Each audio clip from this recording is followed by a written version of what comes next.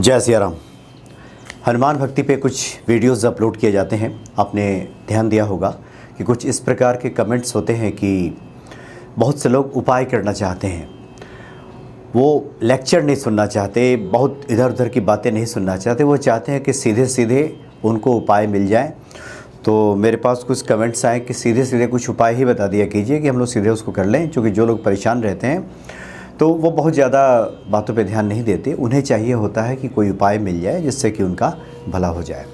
तो सीधे हम इस विषय पे आते हैं, लेकिन उसके पहले थोड़ा ये समझना बहुत आवश्यक है, क्योंकि एक वैज्ञानिक सिद्धांत भी है कि प्रत्येक क्रिया के विपरीत प्रतिक्रिया होती है। यानी कोई भी हम क्रिया करते हैं तो क्रिया निष्फल नहीं जाती। कोई भी हम कार्य करते हैं, पूजा करें, उपाय करें, तो वो निष्फल नहीं जाती, उसका एक निश्चित परिणाम हमें प्राप्त होता ही होता है। आपने देखा होगा कि ढोलक पे जो लोग थाप मारते हैं तो एक आवाज़ निकलती है। आपने हाथ चलाया, उस पर की आवाज़ आ गई, प्रतिक्रिया हुई।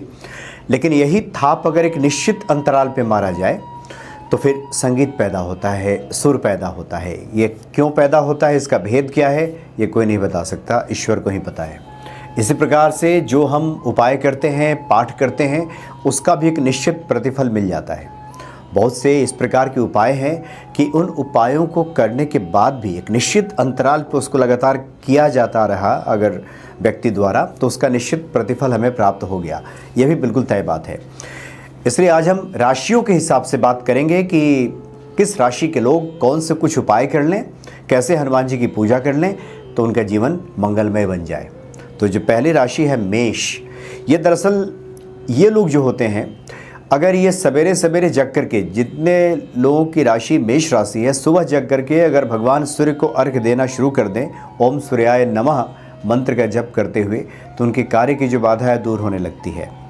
साथ ही हनुमान जी की जो पूजा है मेष राशि वालों को विशेष तौर पे फलित होती है। वैसे तो हनुमान जी की पूजा कोई भी करे सबको फल प्राप्त होगा, लेकिन मेष राशि के लिए ऐसा है कि अगर वो लाल आसन पर बैठ करके हनुमान चालीसा का पाठ करें और बहुत ज़्यादा जीवन में परेशानी है, दिक्कतें हैं, तो बजरंग बाण का भी पाठ साथ में कर लें। तो देखिएगा बहुत जल्द ऐसे लोगों के जीवन में सफलता प्राप्त होने लगती है, बाधाएं दूर हो जाती हैं। ऐसे लोगों को जिनकी राशि मेष है, लाल रुमाल हमेशा अपने पास रखना चाहिए। इससे भी उनको बहुत जल्दी फलों की प्राप्ति हो जाती है। मसूर दाल और गुड़ मंगलवार को अवश्य ही ऐसे लोगों को दान करना चाहिए अगर उनके जीवन में बहुत कठिनाई है, परेशानी है। और जिनकी राशि मेष है उनको विशेष तौर पे मसूर और गुड़ ये जा कर के दान करना चाहिए मंदिर में। बंदरों को अगर मंगलवार को गुड़ चना खिलाया जाए, इससे भी निश्चित तौर पे सफलता प्राप्त हो जाती है और जीवन में जो आने वाली बाधाएं हैं वो दूर हो जाती हैं।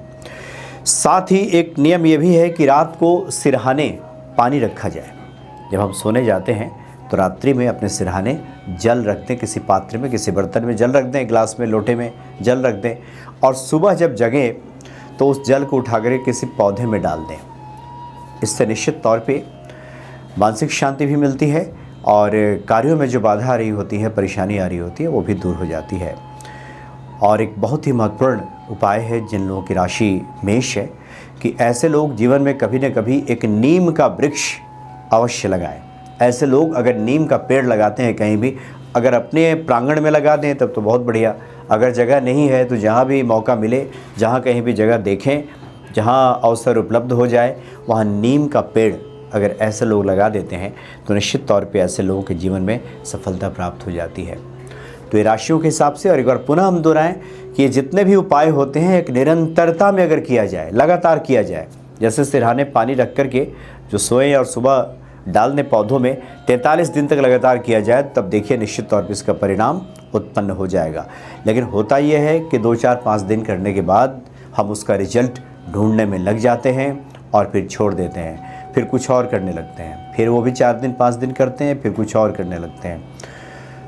अब चैनल्स पे भी देखिए बहुत सारे पाठों की बातें होती हैं, बहुत सारे मंत्रों की बात होती है, चूँकि अलग अलग संदर्भ में बातें की गई हैं। हमने कितनी बार बताया है कि जो भी रुचिकर लगे, जो हमारे लिए सहूलियत भरा हो, जिसको हम लगता है कि हम आसानी से कर सकते हैं, उस मंत्र को, उस पाठ को, उस उपाय को करना चाहिए। और तब तक करना चाहिए जितना निर्धारित बताया गया, उतना तो पक्का करना ही चाहिए। रिजल्ट जब तक ना मिले तब तक करना चाहिए। अगर संकल्प लिया गया है, संकल्प अगर समय पूरा हो गया उसका और लेकिन आपको सफलता नहीं मिली, तो बीच में कुछ दिन अंतराल छोड़ दीजिए, 1 सप्ताह का, पुनः संकल्प ले लें और फिर से करें।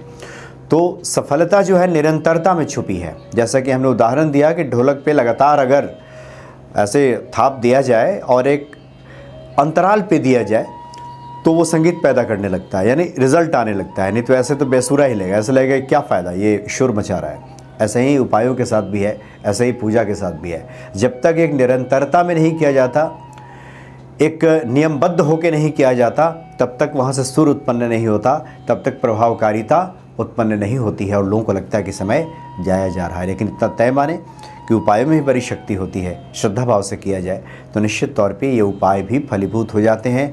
और जैसे कि हमने कई वीडियोज़ में चर्चा की है कि संसार में जितनी भी वस्तुएं हैं, सबका संबंध किसी न किसी ग्रह से है। तो जितने भी उपाय ये बने हैं, ये यूं ही नहीं बन गए हैं, इसके पीछे एक तर्क है, एक लॉजिक है, ग्रहों से संबंध है और उस आधार पे सब उपाय निर्मित किए गए, बनाए गए और लोगों को फल प्रदान कर देते हैं। इसलिए ऐसा ना सोचें कि कुछ भी उपाय है और ये करेंगे तो कैसे हो जाएगा, ऐसी कोई बात नहीं। उपाय भी अपना प्रभाव दिखाते हैं, यानी जिसको जिसमें रुचि हो। अगर भक्ति है आपकी तो राम राम लिखें, पाठ करें, मंत्र करें। अगर कर्म कांड में उतने आप नहीं कर पाते तो उपाय भी है बहुत सारे, और इससे भी फलाफल की प्राप्ति हो जाती है।